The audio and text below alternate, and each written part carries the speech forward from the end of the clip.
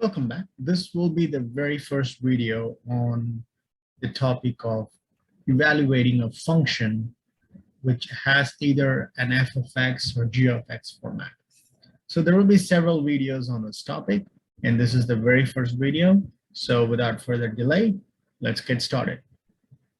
So if f of x equals x squared minus 5 for all values of x, and if f of a equals 4, what is one possible value of a? What it is that we're really doing. We have a function, which is f of x equals x squared minus 5, right? When we say f of a equals 4, that means we're saying the value x is equal to a. So in other words, we're replacing the variable x in the f of x expression with a, okay? So whatever the value x can have can appear within the brackets in the new function, okay? So if f of function takes a value a, then we replace x with a, then it becomes a squared minus 5. We're not substituting with 4, we're only substituting with a. But what they're saying is, if x had been replaced with a, then the outcome of the function is equal to 4. So the outcome is equal to 4. You can substitute the value itself as 4. There's a difference, okay? So how do we determine the value of a? Well, we know a squared minus 5 is 4. So a squared is 9. A equals square root of 9, which is plus or minus 3. They're asking, what is one possible value of a? Well, it could be plus 3 or minus 3. Okay, you can test this because if you substitute f as 3, then it's 3 squared minus 5, which is 4.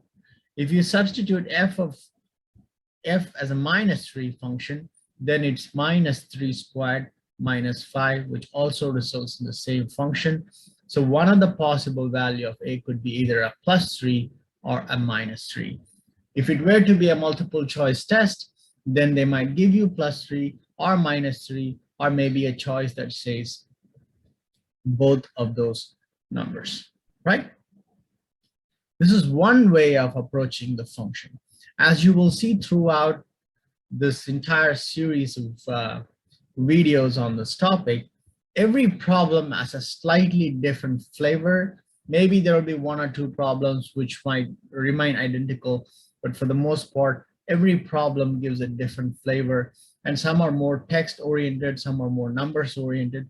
So you get to see different ways of how we solve the function, right? So let's go to the second problem. If the function g is defined by g of x equals 4x plus 5, then 2 times gx minus 3 equals 0. This is very straightforward. We know the function g of x equals 4x plus 5, right? So what is 2 times g of x minus 3? That'll nothing be, just substitute whatever the expression of g of x into where the g of x function appears. So it'll be 4x plus 5 minus 3. So it'll be 9x plus 10 minus 3 equals 9x plus 10. We are literally substituting this g of x expression into this expression for g of x. So we're substituting 4x plus 5 here, and we arrive at the very final answer, which is 9x plus 7, right? All right, let's continue. If f of x equals x squared plus 5x and g of x equals 2, what is f of g of 4? Okay, whenever you have a function such as f of g of 4, okay, this is nothing but you have to solve from the center and work your way out. So essentially you have a function, okay, within a function. So it's better you solve the inner function first and then go to the second outer function and the third and so on, right? So we have f of x equals x squared plus 5x, and we have g of x equals 2. What is f of g of 4? So we start with g of 4. What we are saying here is, if x had been 4, g of 4 would be 2. Again, we're not substituting x with 2, we're saying, had there been a g of x expression, and had we substituted 4 into it, the outcome of that expression with 4 being a substituent equals 2. That's what it's meaning, okay? So now f of g of 4. So we can, since we say g of 4 equal 2, let's go ahead and rewrite f of g of 4 as f of 2, right? We are literally replacing the g of 4 with 2. So now the new function takes on f of 2 expression, right? So what is f of x equals x squared plus 5x.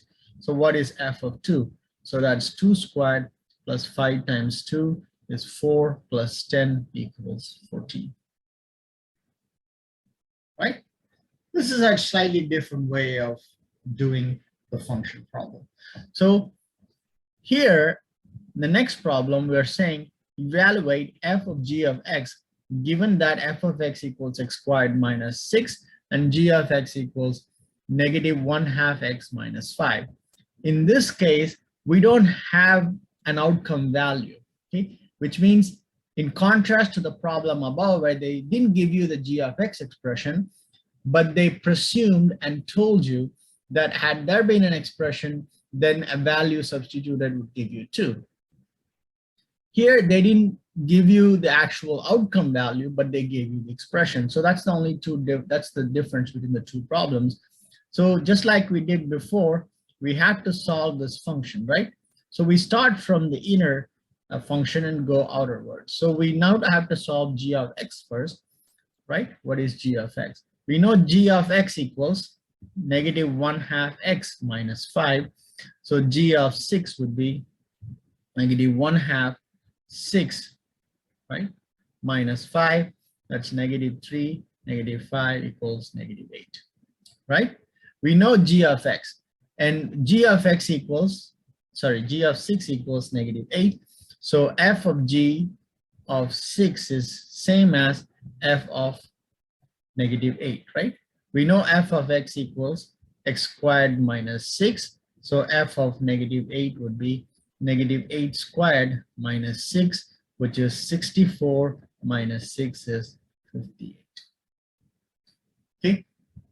The reason I included these two problems on the same screen is to show you, in one case, you were not given an expression for g of x. In the second case, you were given the expression for g of x. Your approach would slightly vary between the two problems, right? All right, let's keep going. So if f of x equals an absolute value of x squared minus 175, what's the value of f of minus 10? Now, this problem is very straightforward. It's a simple plug-in chug type, but I want to tell you, this may not be a problem for this problem, but brackets are very critical. If a question provides you with a bracket for certain terms, please use the brackets until you're done with the problem.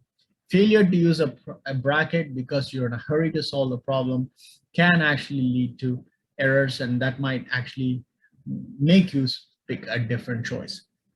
So with that warning, f of x equals an absolute value of x squared minus 175. Okay, so what is f of negative 10?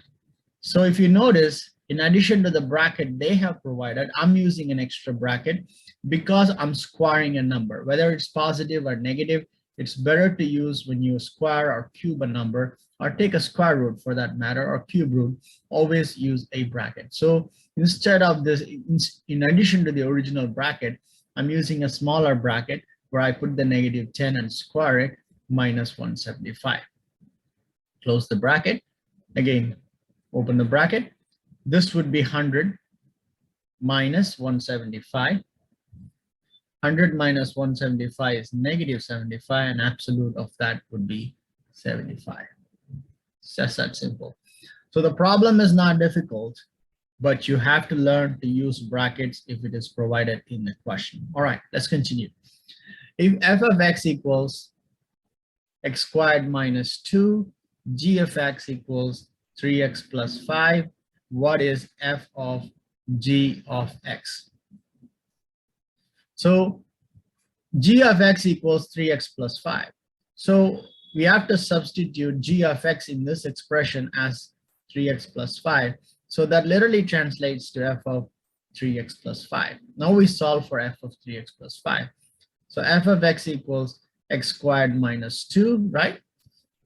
So f of 3x plus 5 would be, again, use brackets, 3x plus 5 whole squared minus 2. This is a plus b whole squared. So it's 9x squared plus 2 times 3x times 5 plus 25 minus 2. So it's 9x squared plus 2 times 5 is 10. 10 times 3 is 30x plus 25 minus 2. It's equal to 9x squared plus 30x plus 23. That's it. All right, let's continue. So we have f of x equals 2x squared plus x minus 3. And we know g of y equals 2y minus 7. What is f of g of 4? Okay, if you notice,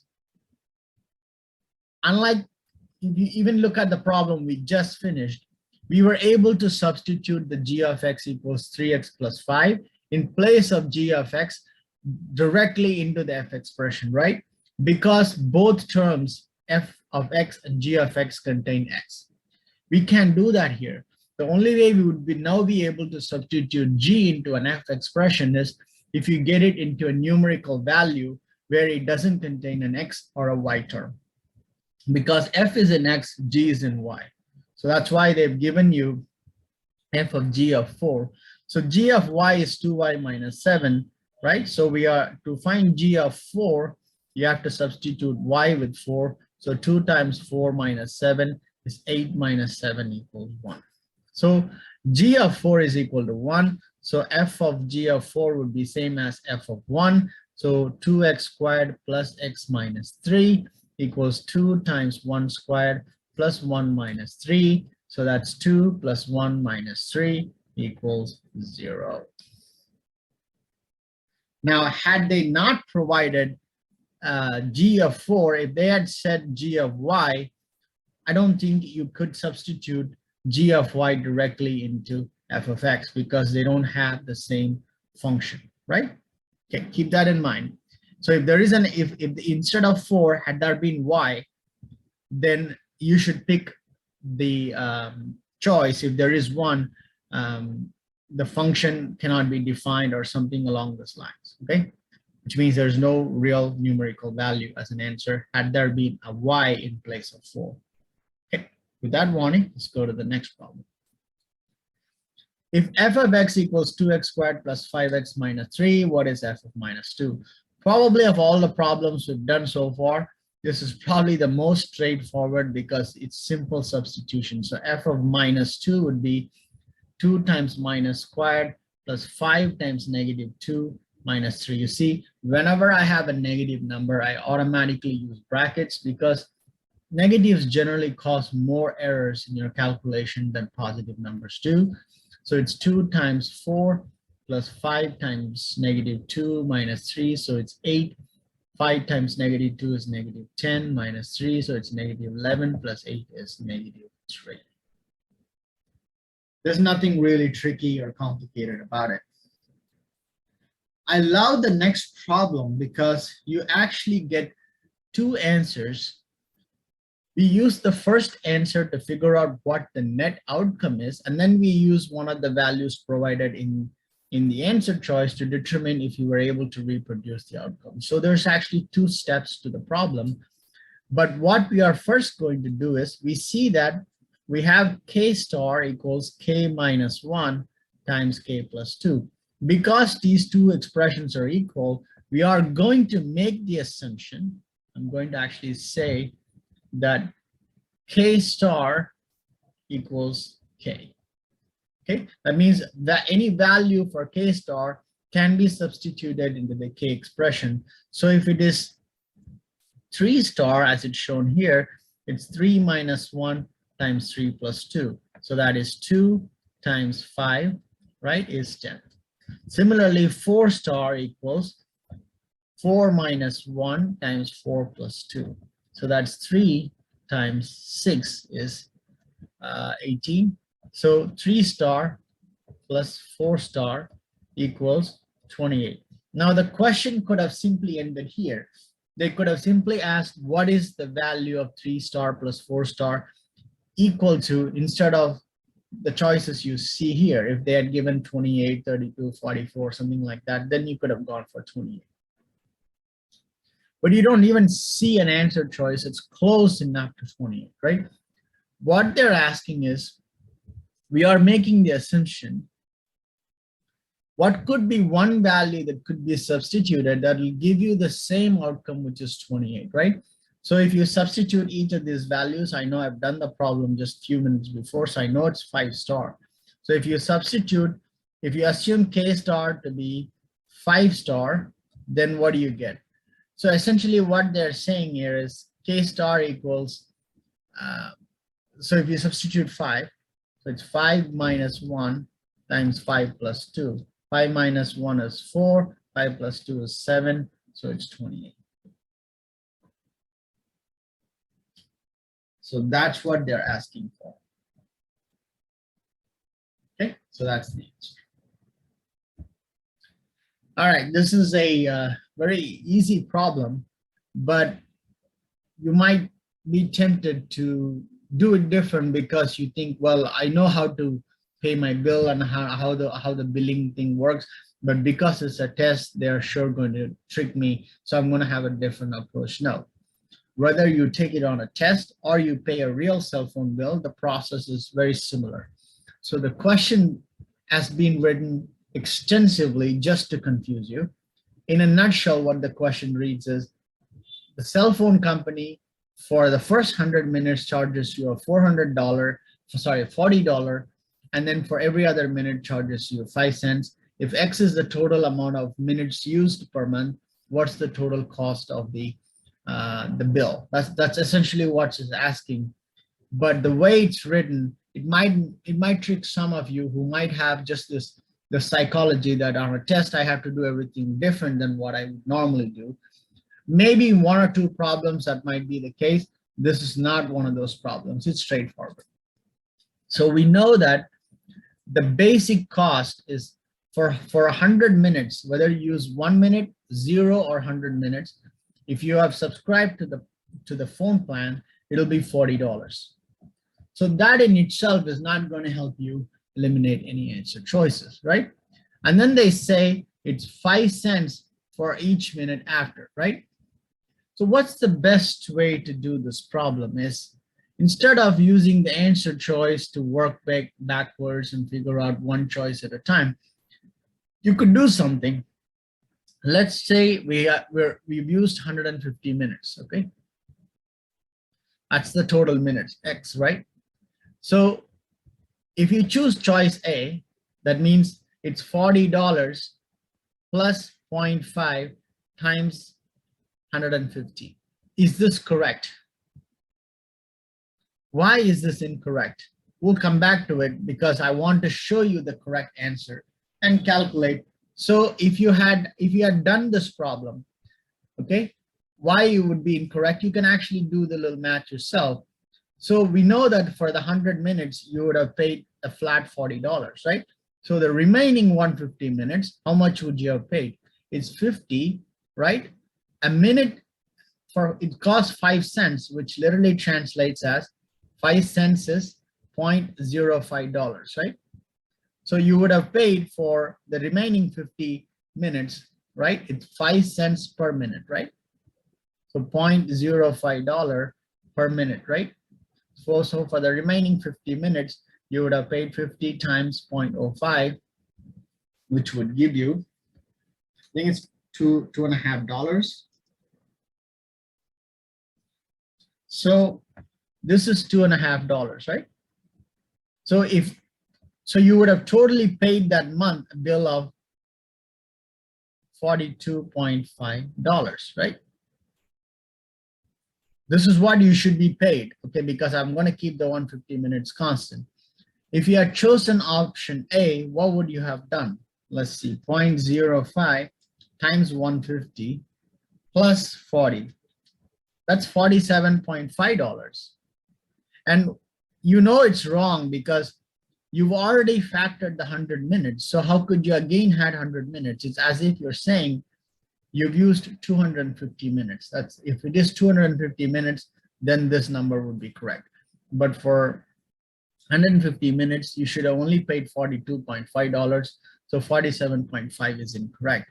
Let's choose $40, okay, plus 0.05x times 100. What is this meaning? Well, this is converted in dollars, which is okay, and then multiply by 100 will give you cents, right? So essentially, it's $40 plus 5x, right? Which is same as choice C. Choice B and choice C are essentially the same thing, right? This is B, this is C. How is this any different? 0.05 times 100 is 5x. So, well, both of them can be right. Even if it is, if you want to prove them wrong, then it's $40 plus 5 times 150. That's way over the top. 150 times 5, that's 750. So you've paid $790. You should only be paying 42.5. So this is incorrect, this is incorrect, this is incorrect, which leaves us with only these two, right? Again, why is D or E incorrect? I mean, I should have put a tick mark. It's only one of these two, right? So let's choose D. It's $40 plus 0.05. Keep in mind, we're only paying that extra 5 cents per minute for the 50 minutes. It means X is the total number of minutes, 150 minus 100, right? So $40 times 0.05 times 50. Well, that's getting us where we want to be. You see, this is the expression we got, that instead of 150, we should have got 50, which would have given us 42.5, right? So this is the correct answer. Why is E incorrect? Well, let's do the math. Plus 0.05 times 150 minus 100. Isn't that the same? Okay. We'll do that. So, you know, you're doing trial and error. You obviously don't have this much time on a test. Minus 100. That's a negative. So you're getting negative value. So that's incorrect. So the correct answer is D. So on these type of real world problems, there may be an easier method, and if you know an easier method, let me know in the comment box below. But if you like this method, the one I just explained, then for that you have to substitute an arbitrary value, because that's the only way you'll be able to solve this problem. Okay. All right. So let's continue. This is the last problem in this video. We'll have more videos, more problems. So let's finish this problem on this video. So f of x equals 3x squared minus 5, g of x equals 9 minus 2x. What's f of g of 5? So as I said, you start with the inner function and work your way out. So g of 5 equals what? Well, we need to figure that out first. So g of x equals 9 minus 2x. So g of 5 would be 9 minus 2 times 5 is 9 minus 10 equals -1. So what is f of g of 5? G of 5 equals -1. So simply substitute g of 5 with -1 and f of g of 5. So f of g of 5 then becomes f of -1. So what is f of x? That's 3x squared minus 5. So f of -1 would be 3 times -1 squared minus 5. You see, again, I'm using brackets. So 3 minus 5 is -2, and that is the answer. I don't know how you will get a 135. Sure, there's ways to get 131 and 70. I'm not sure how you would get it. If you find a way to get the wrong answer out of this question, please let me know in the comment box below just how you will get 131 and 70. That is, what sort of mistake you would make to get that number. So thanks for watching. If you learned something in this video, please subscribe to my channel, share the video with your family and friends and those who are also preparing for SAT Math. And stay tuned. I'll see you with another video on the topic of calculating functions.